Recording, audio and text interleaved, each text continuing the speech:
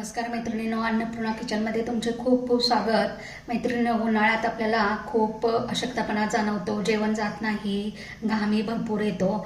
मग अशा वेळेला काहीतरी पौष्टिक खायचं असतं आणि या पौष्टिक खाण्याचा विचार करूनच या ठिकाणी मी आज तुम्हाला एक रेसिपी अगदी हेल्दी आणि पौष्टिक अशी रेसिपी घेऊन आली आहे। तर या ठिकाणी आज आपण करणार आहोत फुटाण्याचे लाडू। हे जे फुटाणे आहेत ते बाजारात आपल्याला कुठेही सहज उपलब्ध होतात। तर या ठिकाणी मी 1 वाटी फुटाणा घेतला आहे, ह्याच वाटीने 1 वाटी बदाम घेतलेले आहेत आणि 1 वाटी या ठिकाणी मकाने घेतलेले आहेत। आता हे मकाने म्हणजे कमळाचे बी असतात, कमळाचे बी मॉलमध्ये आपल्याला कुठेही मिळतात। अर्धी वाटी खोबरं घेतलेलं आहे, थोडीशी वेलची पावडर घेतलेली आहे आणि सुंठ पावडर घेतलेली आहे आणि मेन म्हणजे 1 वाटी मी गूळ घेतलेला आहे। हे फुटाणे जे आहेत, हे फुटाणे पहिल्यांदा या ठिकाणी याची कंप्लीट सालं काढून त्याला स्वच्छ करून घ्यायचं। हे फुटाणे स्वच्छ करून घेतलेले आहेत। काही फुटाण्यांना थोडीशी या ठिकाणी सालं राहिलेली आहेत, पण काही हरकत नाही। आता इथे मी गॅसवर एक कढई ठेवलेली आहे। आता याच्यामध्ये आपण हे सर्व भाजून घेणार आहोत। आता हे फुटाणे भाजलेलेच असतात, पण आपल्याला थोडंसं याला गरम करायचं आहे। फुटाणे भाजून झालेले आहेत, एका भांड्यात काढून घेऊया। मकाने भाजून घेत आहे, हे सर्व मिडियम गॅसवरच भाजून घ्यायचं आहे। हे मकाने अतिशय पौष्टिक आणि वेट लॉस करणाऱ्या जे डाएट करतात त्यांच्यासाठी तर अतिशय गुणकारी असे हे मकाने आहेत। मकाने ते भाजलेले आहेत, तेही एका भांड्यात काढून घेऊया। त्यानंतर इथे बदाम घेतलेले आहेत, ते सुद्धा मी इथे थोडेसे भाजून घेत आहे।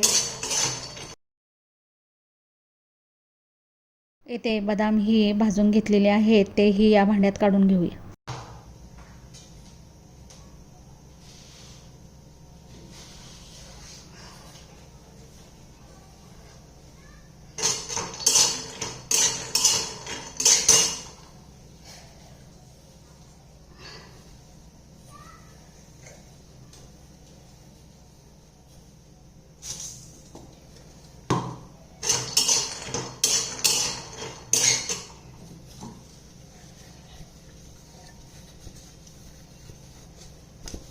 खोबरं फक्त गरम कढईतच या ठिकाणी भाजून घ्यायचं आहे,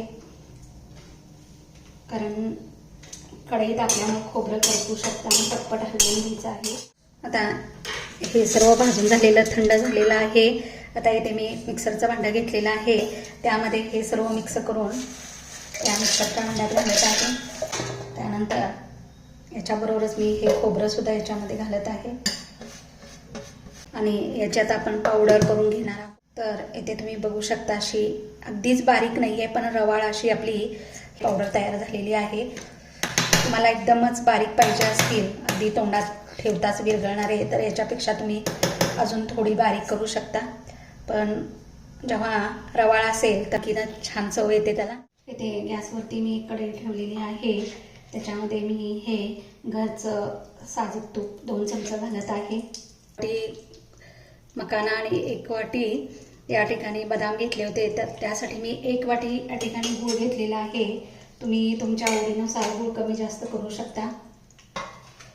आता गूळ हा आपल्याला फक्त विरघळवून घ्यायचा आहे, याचा पाक करायचा नाही। या तुपामध्ये हा गूळ आपल्याला या ठिकाणी फक्त मेल्ट करून घ्यायचा आहे।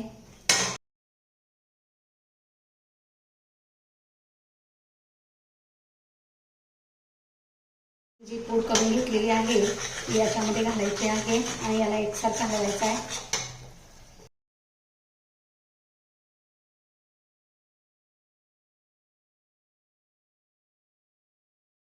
बघू शकता, मस्त असं मिश्रण तयार झालेलं आहे।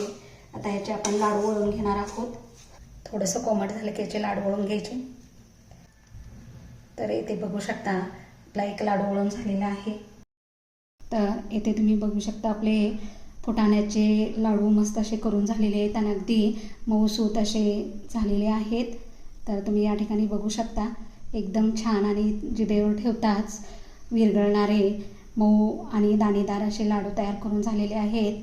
तर तुम्ही असे अतिशय पौष्टिक आणि जे डाएटची लोक आहेत सुद्धा असे लाडू करून पहा आणि माझी ही रेसिपी तुम्हाला आवडली असेल तर तुम्ही करून पहा आणि कमेंटद्वारे मला सांगा आणि माझ्या चॅनलला लाईक आणि सबस्क्राईब करायला विसरू नका.